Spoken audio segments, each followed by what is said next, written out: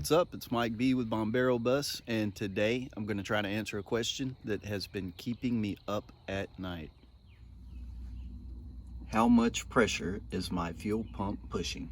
Okay, so maybe it hasn't been keeping me up at night, but it is of great concern because I've had some leaky carburetors, and a fuel pump pushing too much pressure to them is one of the suspects. So DIY guy, let's head to the barn and see what we can find out. If you saw the title of this video, then you know it's about air-cooled VWs. So it's no surprise that on them we have mechanical fuel pumps. And what that means is this lever right here is what activates the pump, and it is pushed by a rod that is driven by some gears beneath it. So the length of that rod is very important as far as the adjustment of how much pressure this pump will put out.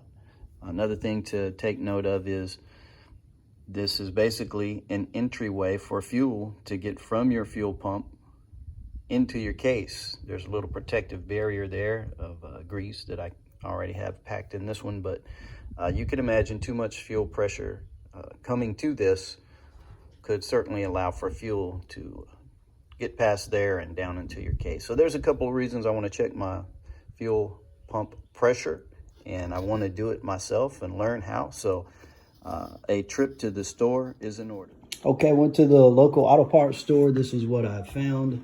At first I was going to use this small gauge, which I didn't like in the beginning because I've heard that these smaller ones you can't trust anyway. But I was going to check it out. I was going to build a fuel pressure tester with this and some fuel line, but by the time you added this up with the T and the barbs I was going to need and the fuel line, it equaled just getting this kit. And so this kit has a bigger, known to be more reliable gauge, but the problem is my carburetor, the MP EPC 34, they're going to demand 2.5, 3 psi at the most. So this gauge doesn't really show that well. Look how high it goes. But if you can tell, I'm not going to want to go too far beyond that black block there. And if I get this hooked up and it works fine, I'm going to test this gauge. I'm going to then put this one on here and see if these two match up. If they do, and I can build a trust in this gauge, I might put it in line in the back of the bus, and that way I can always have a bead on how much pressure is back there. But for now, I'm going to open this up, see what I can come up with, and we'll show you how we're going to use it in the back of the bus. This is the setup we're going to try. You got fuel line coming from the tank on the low pressure side to a filter, leaving there to my fuel pump.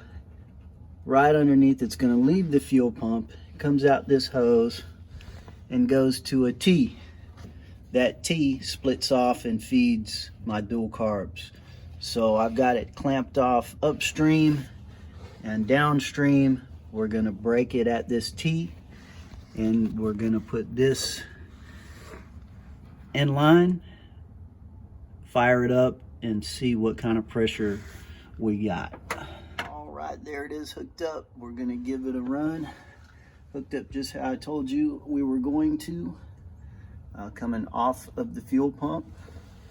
This hose right there on the bottom, the high pressure side, is coming into a T where our gauge is hooked up, and the rest goes out to another T that feeds the dual carb. So let's fire it up and see if it gives us some pressure. So you can see it. We're looking at what I believe to be 2.5.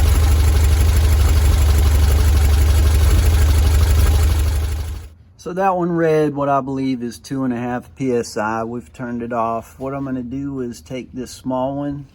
These are notoriously known for being inaccurate, but I'm going to take this bigger one off and put this smaller one on and see if it gives us 2.5.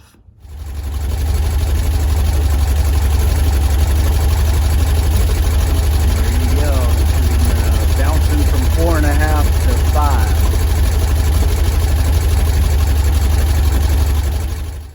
Okay, so that brings up some questions. This one's going up to almost 5 psi, which would be too much for these EPC 34s. So what we're going to do is put the big one back on, the more expensive and reliable one, and triple check, see what it gives us. Okay, we've switched back to the larger, more reliable one, and we're getting the same reading it gave us the first time, 2.5 psi, maybe 3 at times, but I'm gonna go with trusting the larger, more expensive one for now. Mission complete. We got some answers there, and as you could see that the two different gauges had some variance between them. But if you're still here, I'll give you a spoiler alert. The one that said 2.5 psi, the larger, more expensive one, turned out to be correct. How do I know? Because I have found the source of the leaky carburetors. If you're interested in that, you can check out the carburetor rebuild video. If this video helped you, please like and subscribe. If you didn't like it, maybe leave some comments and tell me what you think. But either way, thanks for watching Bombero Bus, and I'll see you on the next one.